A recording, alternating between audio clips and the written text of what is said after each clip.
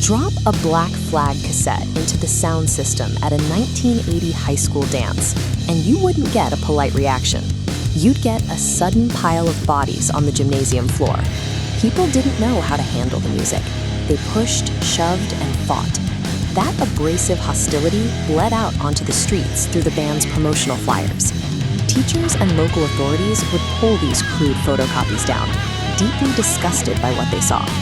Today, those exact same pieces of paper are framed in galleries and auctioned off to high-end collectors, a stark shift from their 1979 function as genuine public menaces.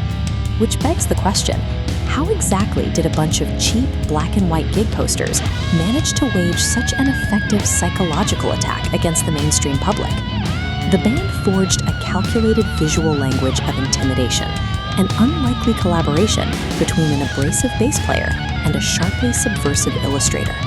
The illustrator was Raymond Pettibon. If you glance at his ink drawings and only notice the blood spatter and the weapons, you're missing the point. Pettibon operated as a high-level satirist. He didn't hit you over the head with a preachy message. Instead, he lifted the mask on American culture to expose the raw hypocrisy crawling underneath. His targets were often the elite figures of the era, people heavily insulated by power and pristine public relations. He would take real-world political scandals and tragedies, situations where the powerful faced zero consequences, and translate them into cynical, disturbing ink drawings that stripped away their protective armor. Keep a drawing like that in a private sketchbook, and it's just a dark observation. Paste it onto a public telephone pole, and it becomes a direct attack on the status quo. But the artwork alone didn't launch the attack. It needed a delivery mechanism. That came from Black Flag's bassist, Chuck Dukowski, who operated under a specific psychological philosophy he called the creepy crawl. The idea was to use pure fear to shatter existing mental frameworks. You take the adrenaline that comes from a terrifying situation, write it, and throw the mainstream public completely off balance. To pull this off, the band was willing to go to extreme lengths, including appropriating the face of America's most feared and hated man, Charles Manson. This flyer doesn't show Manson committing a crime. It places him in a banal, slightly humorous domestic conversation about behaving himself at a party. It forces a deeply unsettling cognitive dissonance. This was a massive risk. The hippie-associated Manson was despised by punks. Black Flag entirely alienated their own audience, proving they prioritized true psychological friction over pandering to their fans. By forcing society to confront the very images it tried to ignore, the band neutralized the public's prejudice. They took the hostility directed at them and turned intimidation into a proactive, offensive weapon. Yet, even with subversive art and a terrifying philosophy, a flyer still needs to be built. The curation, framing, and typography were the amplifiers that made the drawings dangerous. This flyer for the Circle Jerks proves the point.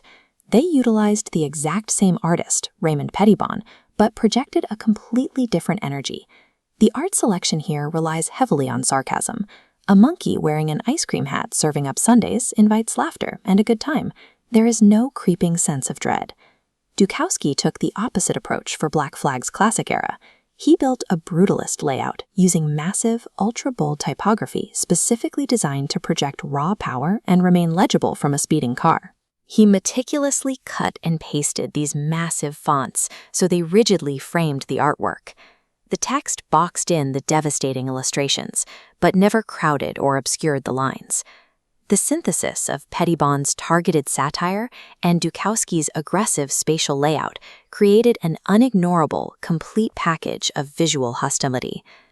That golden era didn't last. As the band got busier, layout duties were handed off to other people in their orbit.